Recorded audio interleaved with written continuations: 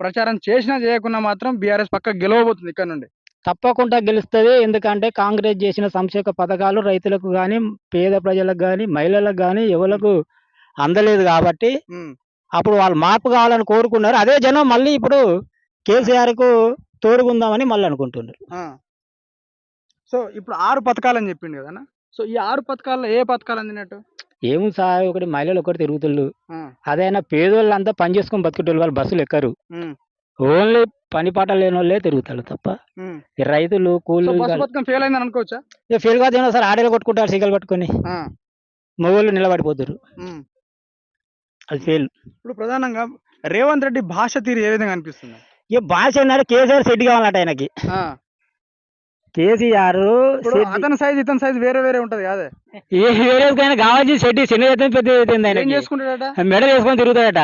చెడ్డీని. ఆ ఆ,